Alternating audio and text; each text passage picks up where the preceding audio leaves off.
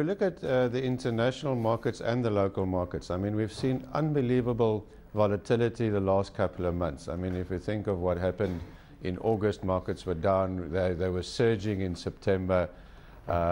So that, to my mind, reflects the uncertainty about the economic outlook. You know, on the other hand, you've got the bond markets that seem to be petrified about potential deflation, and you see yields that have, you know, been unheard of previously all over the world. So we believe if you look at the outlook and what you make of all these markets, including the very strong gold price that we've seen, one's got to take some fundamental view about the world economy and also the local economy. And in that regard, we are not prophets of doom and gloom at Citadel. We are not prophets of the so-called double-dip economic recession. We believe that there will be some sustained economic growth locally and internationally. Internationally won't be as strong, particularly in the developed markets. But I think if you take that as your backdrop in terms of trying to analyze these markets, they do make a lot more sense. Dave, good afternoon. It's Stephen here. I mean, do you think equities at this point are discounting the potential growth rates of the scenario that you've just painted? I don't think so. If we look at our fundamental analysis that we do, if you take normalized earnings for companies all over the world and you look at where current prices are trading, we believe equities are very skeptical of a sustained economic recovery, and they're certainly pricing in, on balance, a reasonable risk of a double dip. Therefore, if you don't believe in that scenario, we believe, you know, equities are well priced to benefit from even modest economic growth. Well, Dave, it's interesting because the Dow Jones Industrial Average so close to 11,000, and there's also talk about more quantitative easing coming to the fore to try and prop up the economy. You're talking about growth rates coming to the fore, so perhaps relatively muted in the likes of the developed world, the emerging markets doing slightly better. But on the JSE All Share, we're sitting at around 29,500. If you think that the equity market is kind of skeptical in terms of what we could see going forward, where do you think the market should be priced?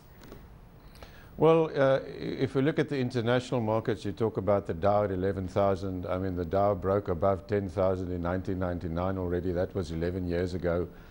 So 11,000 for us on the Dow is not a magical number. In fact, it's quite a low number looking at world equities that have done nothing, you know, over the last 10 years. So we certainly think that there's substantial upside over time, not only from the US market, but from most of the major markets internationally.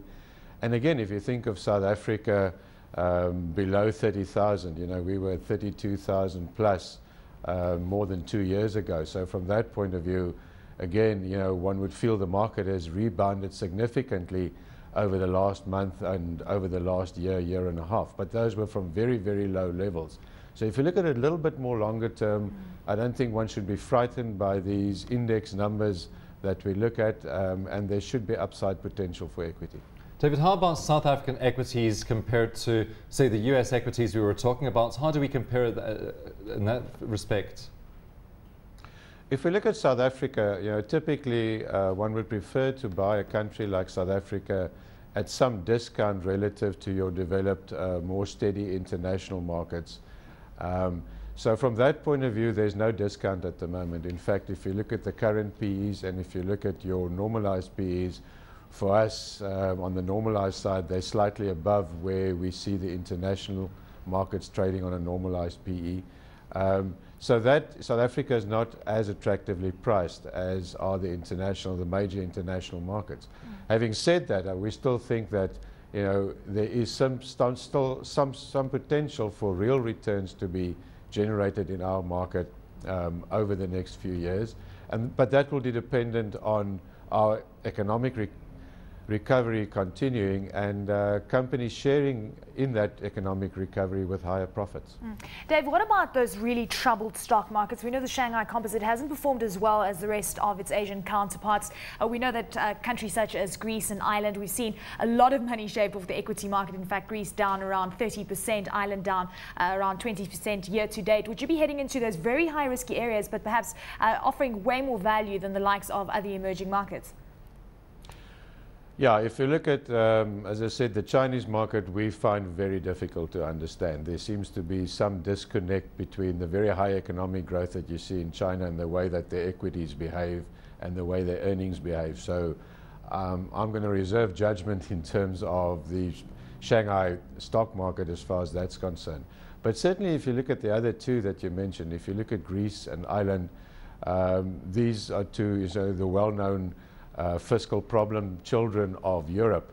At this stage, we would probably still be more inclined to rather be buying some of their bonds that provide a substantial spread over and above what you can get in German bonds, for example, and that to us probably represents better value in those markets than the equity markets. But there will come a point when those economies will start recovering again. And from these low levels, what you find is that companies will again share in those profits.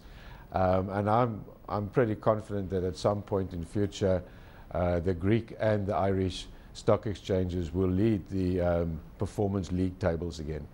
How about US Treasuries and for that matter, South African bonds? Would you also be looking at those? Because we do have yields at historic lows.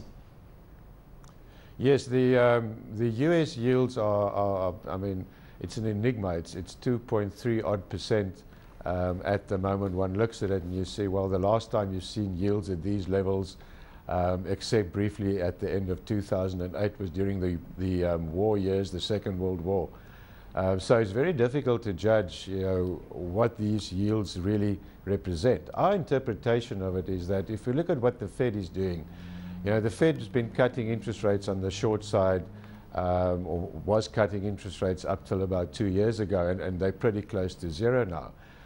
At the moment, effectively, they're still cutting interest rates, but what they're aiming at through their program of quantitative easing is to reduce the yields on Treasuries.